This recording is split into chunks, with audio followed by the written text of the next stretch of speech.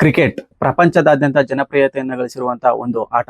ಈ ಆಟಕ್ಕೆ ಕೋಟಿಗಟ್ಟಲೆ ಫ್ಯಾನ್ಸ್ ಗಳಿದ್ದಾರೆ. ಈ ಆಟಕ್ಕೆ ಮಾತ್ರ ಅಲ್ಲ, ಇದನ್ನ ಆಡೋ ಆಟಗಾರರು ಕೂಡ ಸಪರೇಟ್ ಫ್ಯಾನ್ ಫಾಲೋಯಿಂಗ್ ಇದ್ದಾರೆ. ಇದಷ್ಟೇ ಅಲ್ಲದೆ ಈ ಆಟಕ್ಕೆ ಕೋಟ್ಯಾಂತರ ಹೂಡಿಕೆ ಕೂಡ ಆಗುತ್ತೆ. ಇಷ್ಟೆಲ್ಲ ಇರೋ ಆಟಕ್ಕೆ ಟ್ರಾನ್ಸ್ಪರೆನ್ಸಿ ಅನ್ನೋದು ತುಂಬಾನೇ ಮುಖ್ಯ. ಅಂದ್ರೆ ಮೋಸವಿಲ್ಲದ ಆಟ. ಈ ಆಟದ ಟ್ರಾನ್ಸ್ಪರೆನ್ಸಿಯನ್ನ ಕಾಪಾಡ್ಕೊಳ್ಳೋದಕ್ಕೆ ಒಂದಷ್ಟು ಟೆಕ್ನಾಲಜಿಯನ್ನ ಇನ್ಕ್ಲೂಡ್ ಮಾಡಿದ್ದಾರೆ. ಈ ಆಟದಲ್ಲಿ ಟೆಕ್ನಾಲಜಿನೇ ಇರ್ಲಿಲ್ಲ ಅಂತಂದ್ರೆ ಇದು ಒಂಥರ ಗಲ್ಲಿ ಕ್ರಿಕೆಟ್ ತರ ಆಗೋಗಿರೋದು. ಆಗ ಈಗ ಇಷ್ಟಪಡೋ ತರ ಈ ಆಟನ ಇಷ್ಟಪಡ್ತಿರ್ನಿಲ್ವೇನೋ. ಬನ್ನಿ ಕ್ರಿಕೆಟ್ ನಲ್ಲಿರುವಂತ ಬೇಸಿಕ್ ಟೆಕ್ನಾಲಜಿಗಳು ಏನೇನು ಅಂತ ಈ ವಿಡಿಯೋದಲ್ಲಿ ತಿಳಿತಾ ಹೋಗೋಣ. ಬಾಲ್, ಬ್ಯಾಟ್, ವಿಕೆಟ್ ಗಳಲ್ಲಿದೆ ಸೆನ್ಸಾರ್ಗಳು. ಹೌದು, ಕ್ರಿಕೆಟ್ ನಲ್ಲಿ ಸ್ಮಾರ್ಟ್ ಬಾಲ್ ಗಳನ್ನ ಬಳಸಲಾಗುತ್ತೆ. ಈ ಬಾಲ್ ನ ಕೋರ್ ನಲ್ಲಿ ಎಲೆಕ್ಟ್ರಾನಿಕ್ ಚಿಪ್ ಗಳಿರ್ತವೆ. ಇದನ್ನ ಇನರ್ಷಿಯಲ್ ಮೆಜರ್ಮೆಂಟ್ ಯೂನಿಟ್ ಅಂತ ಕರೀತಾರೆ.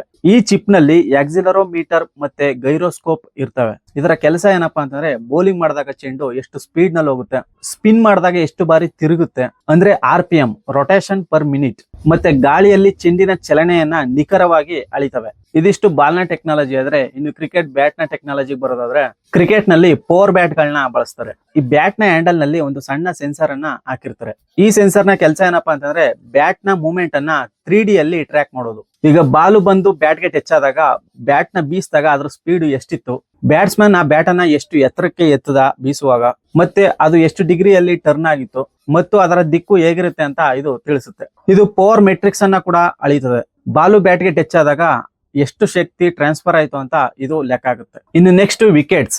ಇಲ್ಲಿ ಜಿಂಗ್ ವಿಕೆಟ್ಸ್ ಗಳನ್ನ ಬಳಸ್ತಾರೆ. ಅಂದ್ರೆ LED ವಿಕೆಟ್ಸ್ ಮತ್ತೆ ಬೇಲ್ಸ್. ರನ್ಔಟ್ ಗಳನ್ನ ಎಕ್ಸಾಕ್ಟ್ ಆಗಿ ಪತ್ತೆ ಮಾಡಲು ಇವುಗಳನ್ನ ಬಳಸ್ತಾರೆ. ಪ್ರತಿಯೊಂದು ಬೇಲ್ ನಲ್ಲಿ ಮೈಕ್ರೋ ಪ್ರೊಸೆಸರ್ ಇರುತ್ತೆ. ಇದು ಬೇಲ್ ಮತ್ತು ಸ್ಟಂಪ್ ನಡುವಿನ ಸಂಪರ್ಕ ಕಟ್ ಆದ ತಕ್ಷಣ ಇದು ಕಂಡುಹಿಡಿಯುತ್ತೆ. ಇದರಲ್ಲಿ ಇಂಡಕ್ಟಿವ್ ಸೆನ್ಸರ್ ಗಳು ಇರ್ತವೆ. ಇವುಗಳ ನಡುವಿನ ಕಾಂತೀಯ ಮತ್ತು ವಿದ್ಯುತ್ ಸಂಪರ್ಕವನ್ನ ಈ ಸೆನ್ಸರ್ ಗಳು ಅಬ್ಸರ್ವ್ ಮಾಡ್ತಾ ಇರ್ತವೆ. ಬೇಲ್ ಮತ್ತು ಸ್ಟಂಪ್ ಗಳು ಬೇರೆ ತಕ್ಷಣ ಮಿಲಿ ಸೆಕೆಂಡ್ ನಲ್ಲಿ ರೆಡ್ LED ಲೈಟ್ ಗಳು ಬ್ಲಿಂಕ್ ಆಗ್ತವೆ.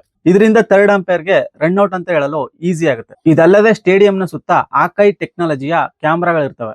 ಈ ಕ್ಯಾಮ್ರಾಗಳು 340 FPS ಅಲ್ಲಿ ವಿಡಿಯೋ ರೆಕಾರ್ಡ್ ಮಾಡ್ತಾ ಇರ್ತವೆ. ಇದರಿಂದ ಆಟದ ಎಲ್ಲಾ ಮೂವ್ಮೆಂಟ್ ಗಳು 3D ಅಲ್ಲಿ ರೆಕಾರ್ಡ್ ಆಗ್ತಾ ಇರ್ತವೆ. ಈ ಕ್ಯಾಮ್ರಾಗಳಿಂದಾನೇ ಸೂಕ್ಷ್ಮವಾದ ಮೂವ್ಮೆಂಟ್ ಗಳನ್ನ ಸ್ಲೋ ಮೋಷನ್ ಅಲ್ಲಿ ತೋರ್ಸಕ್ಕಾಗುತ್ತೆ. ಉದಾಹರಣೆಗೆ ರನ್ಔಟ್ ಆಗಿರ್ಬೋದು, ನೋ ಬಾಲ್ ಆಗಿರ್ಬೋದು, ಅಥವಾ ಬಾಲು ಬ್ಯಾಟ್ ಗೆ ಟಚ್ ಆಗಿರಲ್ಲ, ಕ್ಯಾಚ್ ಹಿಡಿದಿರ್ತಾರೆ ಅಂತ ಮೂವ್ಮೆಂಟ್ ಗಳನ್ನೆಲ್ಲ ಸ್ಲೋ ಮೋಷನ್ ಅಲ್ಲಿ ತೋರಿಸಿ ರಿಸಲ್ಟ್ ಅನ್ನ ಎಕ್ಸಾಕ್ಟ್ ಆಗಿ ಕೊಡ್ತಾರೆ. ಇದಷ್ಟೇ ಅಲ್ಲದೆ ತುಂಬಾ ಟೆಕ್ನಾಲಜಿಯನ್ನ ಕ್ರಿಕೆಟ್ ನಲ್ಲಿ ಬಳಸ್ತಾರೆ.